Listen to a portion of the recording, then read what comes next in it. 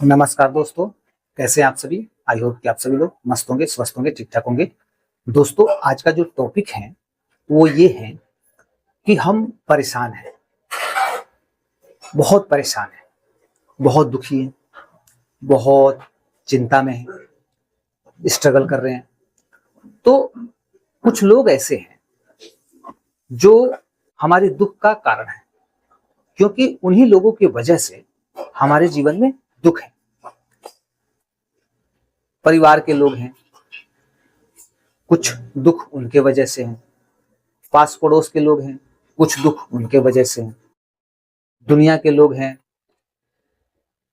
रिश्ते नाते के लोग हैं, कुछ दुख उन लोगों की वजह से हैं। यानी हमारा दुख लोगों के वजह से है। लेकिन दोस्तों, क्या हमने कभी विचार किया है कि जो लोग आज हमें परेशान करते हैं, चाहे वो कोई भी व्यक्ति हो, चाहे अपना हो, पराया हो, कोई भी हो, जो भी लोग आज हमें परेशान कर रहे हैं, कोई हमारे साथ धोखा कर रहा है, कोई हमें देख के जल रहा है, कोई हमें नीच समझता है, कोई हमें वैल्यू नहीं देता है, कोई हमें सम्मान नहीं देता है, कोई हमें गाली देता है, कोई हमारे अधिकारों का हनन करता है। तो कई तरह के लोग हैं और कई तरह से हमारे जीवन में परेशानी बन के हमें दुख दे रहे हैं। तो आखिर ये क्यों हो रहा है, इस पे कभी आपने विचार किया है या हमने विचार किया है? दोस्तों, सच बात बताता हूं, बिल्कुल सच बात।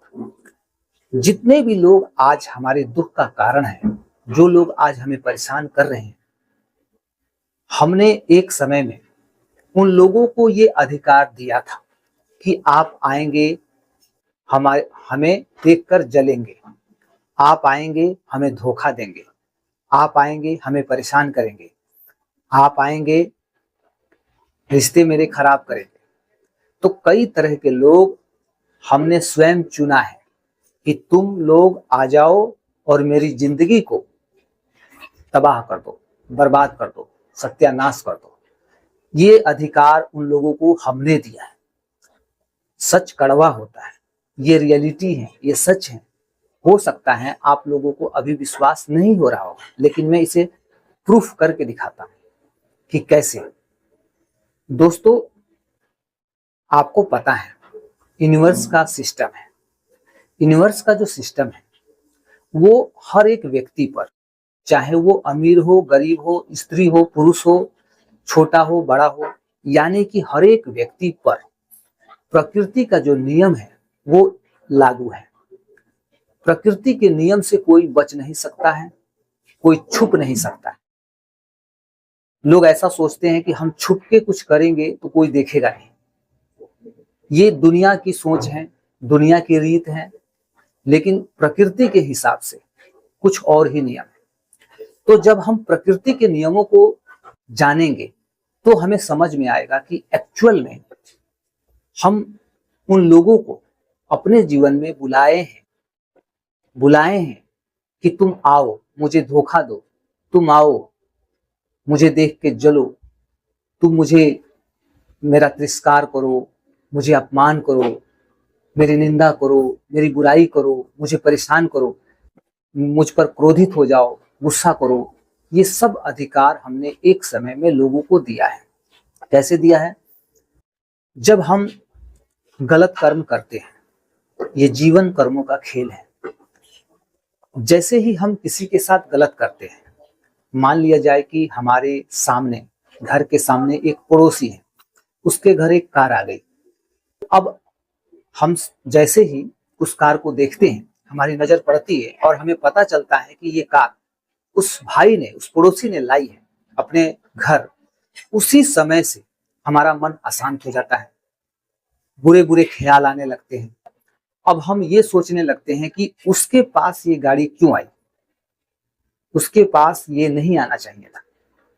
अब हम ये सोचते हैं कि उस व्यक्ति को देखकर, उसकी कार को देखकर, उस व्यक्ति से हम धीरे धीरे घृणा करने लगते हैं, नफरत करने लगते हैं। जो हमारा पहले प्रेम था वो कम होने लगता है, नफरत करने लगते हैं, उससे देख के जलने लगते हैं, उसे मतलब उससे बात करना पसंद नहीं करते हैं।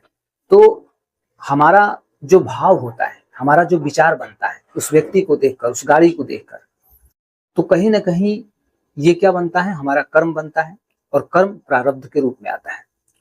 तो फिर उसी टाइप के लोग, जब हमारा प्रारब्ध हमें मिलेगा तो उसी टाइप के लोग आएंगे हमारे जीवन में, और जिस दिन हमारे घर गाड़ी आएगी तो लोग भी हमारे साथ वैसा ही करेंगे।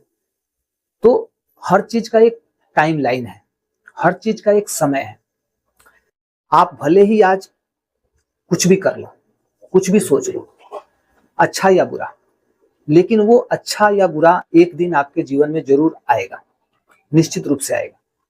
तो हमने एक समय में कुछ ऐसे बुरे कार्य किए, यानी कार्य मतलब कर्म, कुछ ऐसे बुरे कर्म किए, एक समय में हम लोगों से जले, लोगों को परेशान किए, रिश्ते, किसी के रिश्ते को हमने तोड़वा दिया, मन में खटास, क्रोध, गुस्सा, जलन, ईर्ष्या, लोभ, लालच, ये सब हमने एक समय में, पास्ट में या पूर्व जन्म, एक समय में हमने किसी न किसी को ये चीज दी। वो इंसान भी हो सकता है, कोई पशु भी हो सकता है, पक्षी भी हो सकता है, कोई भी, लेकिन वो चीज जो आज हमारे जीवन में घटित हो रहा है वो हमने किसी को दिया था, तो दिया था तो वो लौट के आज हमें मिल रहा है। तो अब बात समझ में आ रही होगी दोस्तों कि जब यदि हम उस समय अच्छा कर्म किए रहते, लोगों का भला किए रहते, लोगों को सम्मान दिए रहते, लोगों से प्रेम रखते, मिलजुल के रहते, अच्छे भाव, अच्छे विचार रखते लोगों के प्रति, तो वही चीज आता हमारे जीवन में।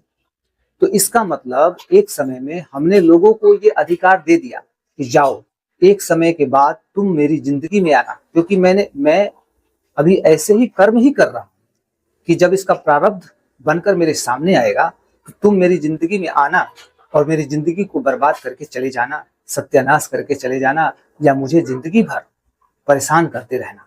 तो ये हमने अधिकार उन लोगों को दिया है अपने कर्मों से। कौन से कर्म? बुरे कर्म से। यदि हम बुरे कर्म नहीं किए रहते तो वो लोग नहीं, उसके बदले में अच्छे लोग होते जो हमारा सम्मान करते, हमें मतलब हर परिस्थिति में हमारे साथ रहते, हमें सपोर्ट करते। यदि पैसे नहीं है तो पैसे देने वाले लोग भी हमारे साथ आ जाते, यानी किसी भी तरह की परेशानी में लोग हमारे साथ रहते।